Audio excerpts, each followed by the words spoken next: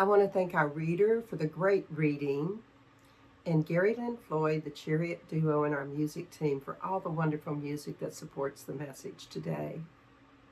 We're concluding our month of August on playfulness, and today we're exploring the joy of being.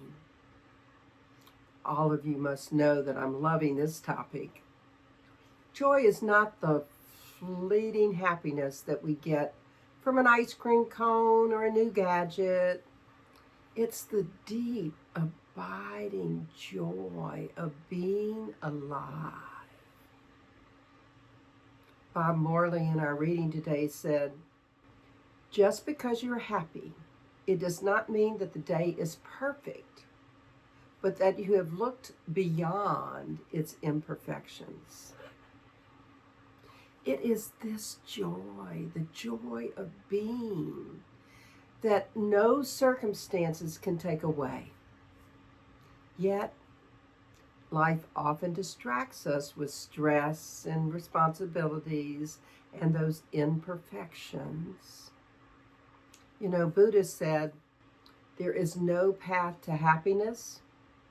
Happiness is the path. Now, that's worth taking into and thinking about, right? So as you do that, allow me to give you your question for the week.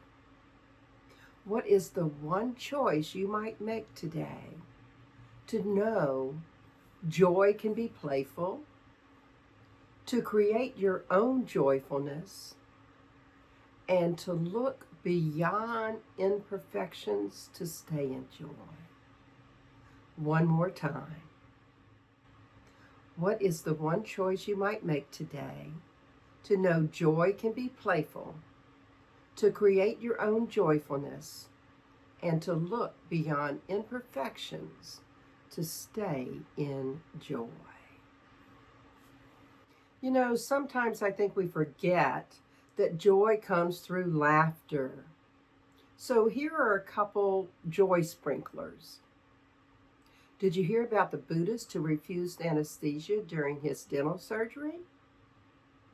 He wanted to transcend dental medication. Oh, okay, so that's a groaner. Why don't scientists trust atoms? Because they make up everything. Okay, so laughter opens the heart. I saw an acronym for joy this past week that I dearly love. It was just open yourself. I love it because the only way we can truly discover the joy of being is to open up to all that shows up in our lives, no matter where we are or what we're doing. Joy is not about having everything lined up perfectly. It's about living in the wholeness of our being, in the presence of Spirit, right here, right now. And like our meditation song reminded us, right where we are, the presence of God is holding our hand through whatever we're experiencing. A Course in Miracles reminds us, heaven is not a place nor a condition. It is merely an awareness of perfect oneness. Joy isn't out there. It's in here. It's in the now. And as Ernest Holmes reminded us, happiness is not something to be gained. It is to be revealed. So, go reveal your joy. I know that work, stress, and responsibilities can make us forget our playful nature. Yet joy often sneaks in through play and through laughter and through lightness. Jonathan Parker told us, playfulness is the soul's way of reminding you that seriousness is not the gateway of enlightenment. There was a monk once who asked his teacher how to remain enlightened while he was working in the garden. And the teacher replied, "Water the plants joyfully, and enlightenment will water you." So let's try a spiritual practice. I call it playful reframing.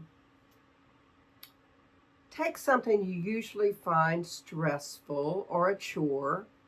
It might be sorting through all those emails, being stuck in traffic, doing the dishes that aren't dishwasher proof. Now reframe it playfully. For example, washing those dishes, call it giving the plates a bubble bath. Or stuck in a traffic jam, imagine a moving meditation retreat with music. Now, those ways of reframing can bring us into a moment of joy when otherwise it would feel stressful. And Catherine Economou said, "Joy is not found in a perfect life. It's found in a perfect awareness of life." I know that sounds a lot more joyful to me.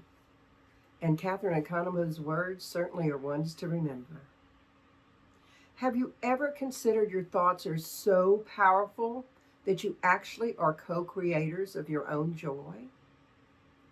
In our Wholehearted Living journal this past week, we read about this wishing tree, and it was a powerful story that I want to share with you now. A traveler thought she had found paradise when she sat under a tree and discovered it was the famed wishing tree. It was said that under this tree, one came to realize all their thoughts were instantly fulfilled. The traveler was hungry from her travels and thought it would be nice to eat. And to her amazement, she found a banquet table with dishes of all of her favorite foods laid out before her. Then she thought, "This is amazing. This can't be happening." And in the next moment, the table with all its delights was gone. So she thought, "I better rethink that." And she mused on how nice it would be to have the banquet table back. And before she knew it, there it was. While enjoying the food, she felt some fine beverages would enhance the meal, and there she was, drinking and eating in paradise. So she had finished, and she was lying on her stomach, fully in the shade of the tree. And she began to wonder how things could be so good. It was probably some evil spirit playing tricks on me, she thought. And suddenly, a ghostly figure appeared, looking more terrible than she had imagined. Now, afraid she was going to lose her life from this creature, she did. I love that story because it tells us about the power of our thoughts. Have you ever considered that your thoughts are so powerful that they actually can create the world you see? You know, I say often, the world I see is the world in me. And the truth is, our thoughts do create our reality. So watch what you think. And think about joy a lot. We read in Psalm 118:24, "This is the day the Lord has made. Let us rejoice and be glad in it." How often do you take the time to rejoice in the day that you are living? We wake up each day to a new day, a new dawn, and we often take it for granted. Make today the day you start being glad for whatever the day looks like. Remember how alive you are. Be joyful about just being alive. I know some of us that are older certainly are joyful to have this extra day. And it's exactly as A Course in Miracles tells us. Your joy is in remembering who you are. So remember all of who you are. Remember that you have within you all the wisdom and love and peace and joy that you could possibly imagine. All you need to do is tap into it. Lao Tzu told us, when you realize nothing is lacking, the whole world belongs to you. I want to repeat that. When you realize nothing is lacking, the whole world belongs to you. I know that joy doesn't come from waiting for the world to hand it to you. It comes by choosing to live from joy. And I realize that when I see the world full of lack, that becomes my reality. But when I see the world full of joy and laughter, that's what I notice. So why not choose to see the world as a joyful place to live in? Let's try another spiritual practice. It's called the Joy List. Think about or write down 5 small, simple things that bring you joy. Here's a few examples. The smell of coffee, hearing birds sing, dancing in the kitchen, singing along with the radio. You get the idea. Think about your joy list for a minute. Sometime today, share your joy list with a friend and ask them about their simple joy things. That activity will remind you that joy multiplies when it's shared. Buddha once said, "There's no path to happiness. Happiness is the path." And we do create our own world, as you heard in that story of the wishing tree. The only difference is that our creations sometimes don't manifest as quickly as that traveler. So, what are you going to create in your life? Think about that for a minute. What do you want to create in your own life? The Dalai Lama would tell us the purpose of our lives is to be happy. And playfulness is definitely part of that journey. But there's another piece, one that's extremely critical, because life is not perfect, people are not perfect, circumstances are not perfect, and yet joy can stay if you're willing to look beyond the imperfections of life. Catherine Economou told us, perfection is not required for joy. Presence is. Now that's something to think about. And Buddha reminded us, if you're facing in the right direction, all you need to do is keep walking. Yes, keep walking, keep moving, and you eventually walk out of that stress or that discomfort and find your joy. The Bible in 2 Corinthians 5:7 said, we walk by faith, not by sight. So keep the faith. Know that joy is just opening yourself to whatever is showing up. And then walking with God, as we talked about last week. Leonardo da Vinci once said, art is never finished, only abandoned. And I think life is like that, always imperfect, always in motion. Yet, in life's unfinished brushstrokes, there's great beauty. So let's try another spiritual practice. It's called Seeing Beyond. Close your eyes And now recall a moment when life felt messy or stressful or imperfect in some way. Got it? Now ask yourself, what joy was still present, hidden beneath the surface? Maybe it was laughter in the midst of chaos. Or perhaps you were surrounded by love in the middle of a challenge or a great loss. This practice reminds us that joy is always available, even when life is not picture perfect. So, how do we make the joy of being an everyday habit? Here's a few more spiritual practices you might like. This one is gratitude pause. Stop 3 or 4 times a day and name just one thing for which you're grateful. Notice your joy meter rising.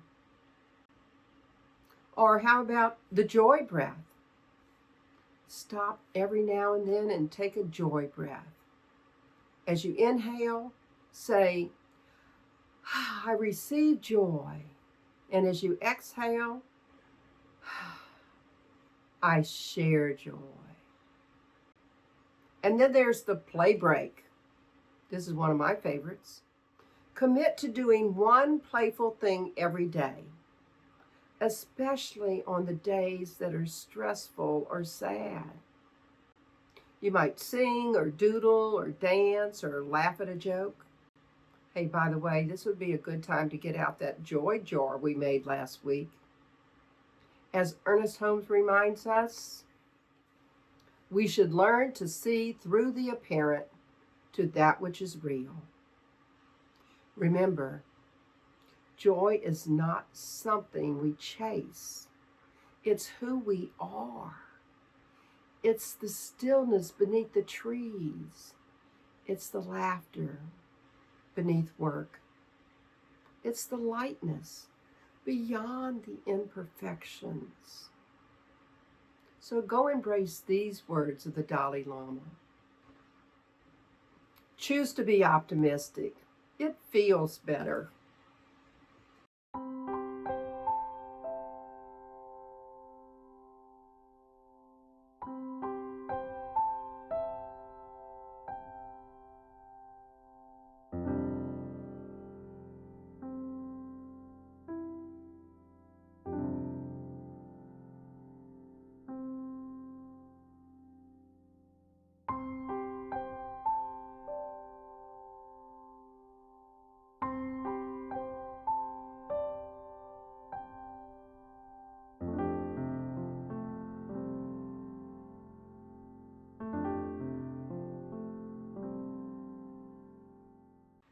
And so in summary, how might you learn to live in the joy of being?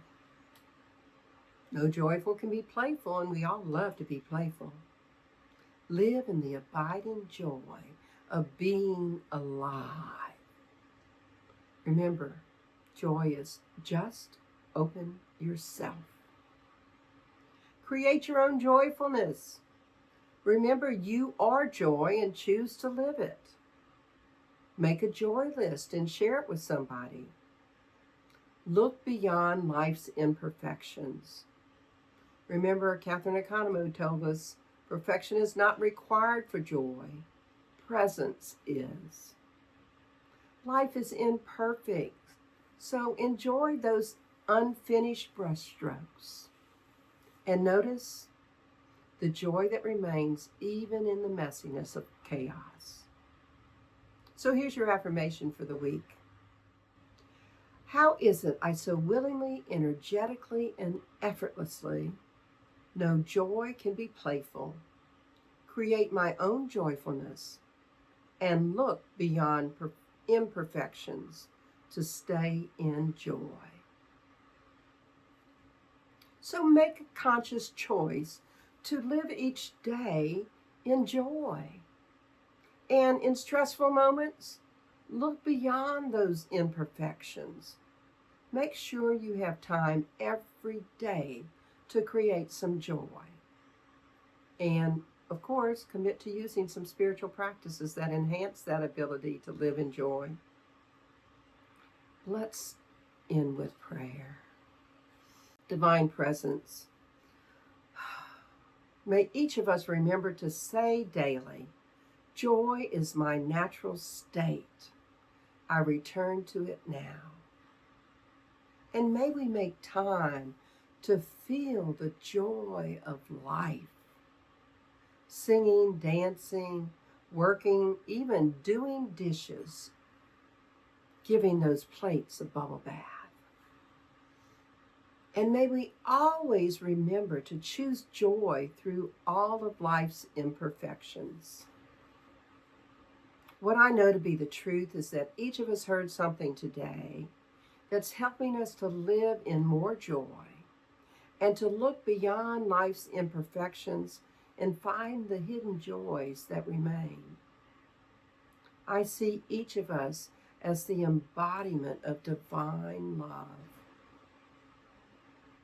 Spirit, guide our steps with wisdom. Fill our days with gentleness, vision, and joy. And let us be deeply rooted in peace and lifted by love. Choosing today to live in that divine alignment with the truth of our being, knowing all that we are and all that we might be. I am grateful for each person who chose to spend some time with us today. Grateful that we can go forth today with joy, courage, and an open heart, knowing we are guided to live in the joy of being, as well as share that joy. And it's from great gratitude and with joy, bliss, and blessings that I release my words into that divine yes, knowing it's already done. So I can say amen, and we can affirm it together. And so it is. Before I finish, I just want to talk about our day of service coming up on September 13th.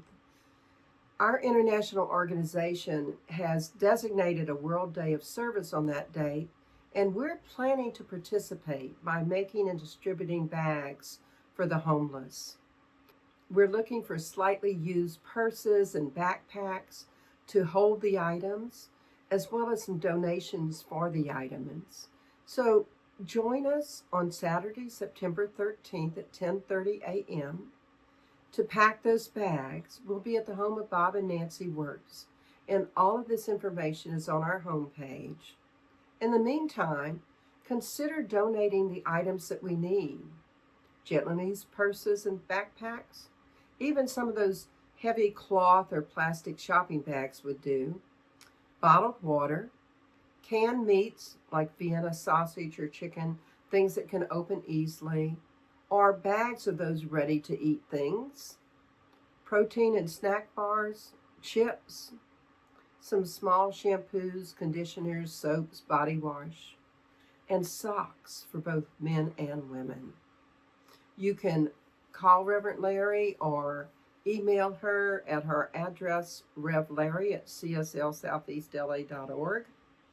Or you can call Robin by Carpenter Briscoe, and her number is 650-784-1565. And again, all of this is on our website. So before I end, I just want to thank everyone that continues to donate and keep us being able to do these online services. I am so very grateful, and I hope that you will participate in the donation. Enjoy our offertory song.